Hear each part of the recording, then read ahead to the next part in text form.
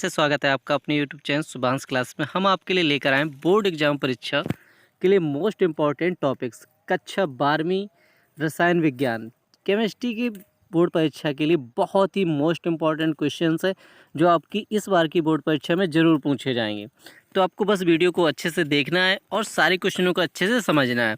तो पहला क्वेश्चन है हमारा, प्रबल तथा दुर्बल विद्युत अपघट्टों को उदाहरण से समझाइए या उदाहरण द्वारा समझाइए। या प्रबल तथा दुर्बल विद्युत अपघट्ट किसे कहते हैं, या प्रबल तथा दुर्बल विद्युत अपघट्ट क्या होते हैं, कौन से पदार्थ होते हैं जो प्रबल विद्युत अपघट्ट या दुर्बल विद्युत अपघट्ट होते हैं।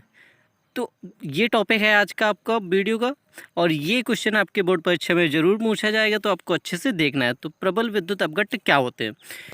प्रबल विद्युत अपघट्ट वे विद्युत अपघट्ट जो जलीय विलयन में या ध्रुवीय विलायकों में लगभग पूर्णतः आयनित हो जाते हैं, विद्युत अपघट्ट या प्रबल विद्युत अपघट्ट कहलाते हैं।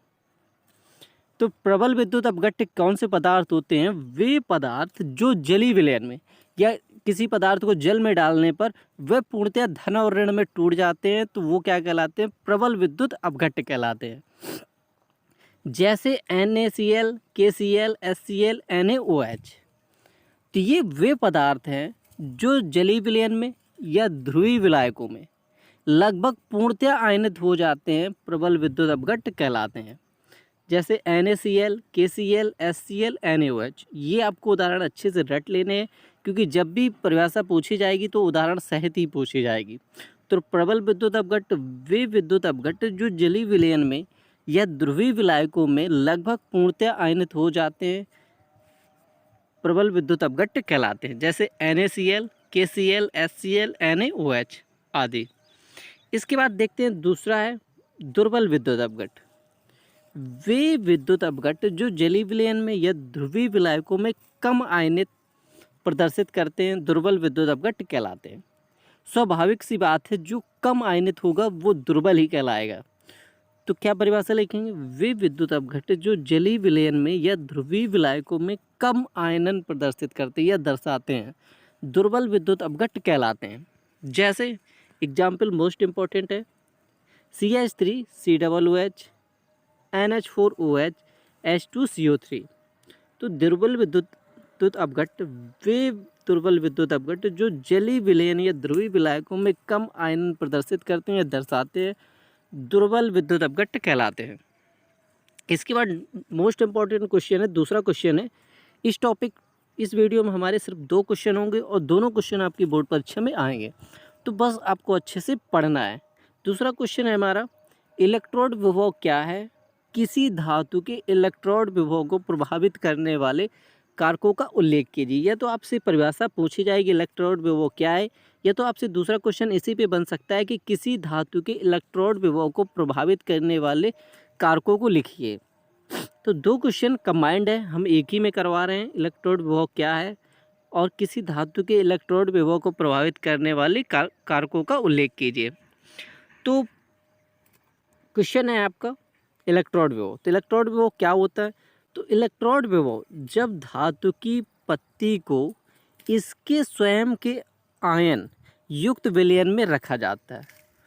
परिभाषा को अच्छे से समझिएगा, इलेक्ट्रोड विभव क्या होता है? जब धातु की पत्ती को इसके स्वयं के आयन युक्त विलयन में रखा जाता है, तो धातु की पत्ती विलयन के सापेक्ष धनावेशित या ऋणावेशित हो जाती है, तथा धातु की पत्ती एवं इसके विलयन के मध्य विभवांतर उत्पन्न हो जाता है, जिसे इलेक्ट्रोड विभव कहते हैं। तो सिंपल सी बात है, इलेक्ट्रोड विभव वह होता है जब किसी धातु की पत्ती को उसी धातु के विलयन में उसी धातु युक्त आयन के विलयन में रखा जाता है। जैसे सपोज कर लीजिए धातु है हमारे लोहे की, और लोहे युक्त विलयन में रखा जाता है उसे, तो क्या होता है? धातु की पत्ती विलयन के सापेक्ष धनावेशित या ऋणावेशित हो जाती है। जब विलयन में विद्युत उत्पन्न की जाएगी वह तो या तो वो ऋणावेशित हो जाएगी या तो वो धनावेशित हो जाए। 2 प्रकार के आवेशित उत्पन्न करती, या तो ऋणावेशित हो जाएगी या तो धनावेशित हो जाएगी। तथा धातु की पत्ती तथा इसके विलयन के मध्य विभवांतर उत्पन्न हो जाता है, इसे इलेक्ट्रोड विभव कहते हैं। जो धातु की पत्ती और विलयन के मध्य जो विभवांतर उत्पन्न हो जाता है उसे ही क्या कहते हैं हम, इलेक्ट्रोड विभव कहते हैं। तो सिंपल सी परिभाषा है, इलेक्ट्रोड विभव जब धातु की पत्ती को इसके स्वयं के आयन युक्त विलयन में रखा जाता है तो धातु की पत्ती विलयन के सापेक्ष धनावेशित या ऋणावेशित हो जाती है तथा धातु की पत्ती इसके विलयन के मध्य उत्पन्न विभवांतर जिसे इलेक्ट्रोड विभव कहते हैं।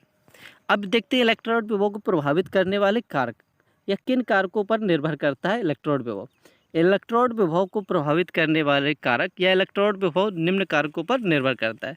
तो पहला पॉइंट है विलयन की सांद्रता। किस पर निर्भर करता है, विलयन की सांद्रता। आपसे ऑप्शन भी पूछा जाएगा तो काफ़ी ऑप्शन दे दिए जाएंगे आपसे और पूछेगा, उसमें आपको एक ऑप्शन मिल जाएगा विलयन की सांद्रता। पूछेगा इलेक्ट्रोड विभव किस पर निर्भर करता है, तो विलयन की सांद्रता पर निर्भर करता है। दूसरा पॉइंट धातु की प्रकृति पर निर्भर करता है। पहला पॉइंट क्या है, विलयन की सांद्रता पर निर्भर करता है। दूसरा पॉइंट क्या है, धातु की प्रकृति पर निर्भर करता है। तीसरा पॉइंट क्या है, विद्युत अपघट्य की प्रकृति पर निर्भर करता है। और चौथा पॉइंट है ताप पर निर्भर करता है। तो ये चार चीज़ों पर निर्भर करता है इलेक्ट्रोड विभव, विलयन की सांद्रता, धातु की प्रकृति, विद्युत अपघट्य की प्रकृति, ताप की स्थिति। यदि आपको वीडियो पसंद आया हो तो चैनल को सब्सक्राइब कर दीजिए, बेल आइकन को ऑन कर दीजिए। यदि आप इसको पीडीएफ में पाना चाहते हो तो आपको गूगल पर सर्च करना होगा www.subhansh क्लासेस CLASSES.com। जब आप गूगल पे से सर्च करेंगे तो वहाँ से आपको मिलेगी हमारी वेबसाइट और वेबसाइट से इसका आप फुल पीडीएफ सॉल्यूशन प्राप्त कर सकते हैं।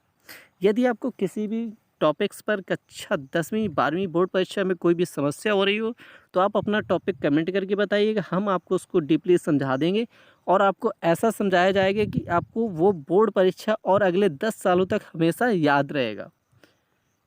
तो यदि चैनल अच्छा लगा हो तो दोस्तों को भी शेयर कर दीजिएगा। मिलते हैं नेक्स्ट वीडियो में, तब तक के लिए बाय बाय।